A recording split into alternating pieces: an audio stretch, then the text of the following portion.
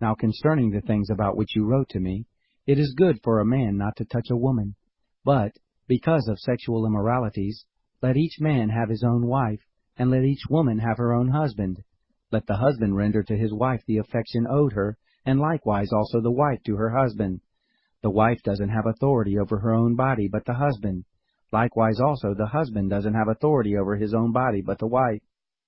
Don't deprive one another, unless it is by consent for a season, that you may give yourselves to fasting and prayer, and may be together again, that Satan doesn't tempt you because of your lack of self-control. But this I say by way of concession, not of commandment. Yet I wish that all men were like me. However, each man has his own gift from God, one of this kind, and another of that kind.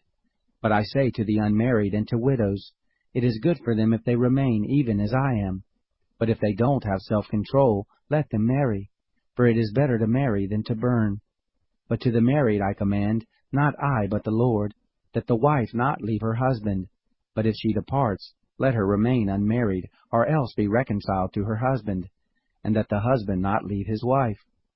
But to the rest I, not the Lord, say, if any brother has an unbelieving wife, and she is content to live with him, let him not leave her.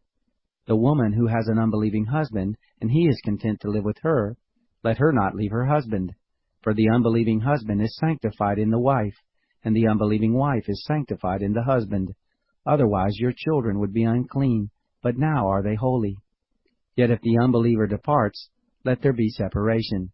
The brother or the sister is not under bondage in such cases, but God has called us in peace. For how do you know, wife, whether you will save your husband? Or how do you know, husband, whether you will save your wife? Only, as the Lord has distributed to each man, as God has called each, so let him walk. So I command in all the assemblies. Was anyone called having been circumcised? Let him not become uncircumcised. Has anyone been called in uncircumcision? Let him not be circumcised. Circumcision is nothing, and uncircumcision is nothing, but the keeping of the commandments of God. Let each man stay in that calling in which he was called. Were you called being a bondservant? Don't let that bother you, but if you get an opportunity to become free, use it.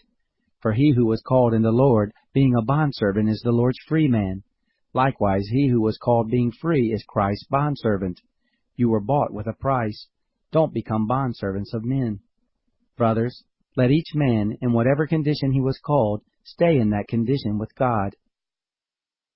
Now concerning virgins, I have no commandment from the Lord, but I give my judgment as one who has obtained mercy from the Lord to be trustworthy. I think that it is good, therefore, because of the distress that is on us, that it is good for a man to be as he is. Are you bound to a wife? Don't seek to be freed. Are you free from a wife? Don't seek a wife. But if you marry, you have not sinned. If a virgin marries, she has not sinned. Yet such will have oppression in the flesh, and I want to spare you. But I say this, brothers, the time is short, that from now on both those who have wives may be as though they had none, and those who weep as though they didn't weep, and those who rejoice as though they didn't rejoice, and those who buy as though they didn't possess, and those who use the world as not using it to the fullest. For the mode of this world passes away. But I desire to have you be free from cares. He who is unmarried is concerned for the things of the Lord, how he may please the Lord. But he who is married is concerned about the things of the world, how he may please his wife. There is also a difference between a wife and a virgin. The unmarried woman cares about the things of the Lord, that she may be holy both in body and in spirit. But she who is married cares about the things of the world, how she may please her husband. This I say for your own profit, not that I may ensnare you, but for that which is appropriate, and that you may attend to the Lord without distraction. But if any man thinks that he is behaving inappropriately toward his virgin, if she is past the flower of her age, and if need so requires, let him do what he desires. He doesn't sin. Let them marry. But he who stands steadfast in his heart, having no necessity, but has power over his own heart to keep his own virgin, does well. So then both he who gives his own virgin in marriage does well, and he who doesn't give her in marriage does better. A wife is bound by law for as long as her husband lives. But if the husband is dead, she is free to be married to whoever she desires, only in the Lord.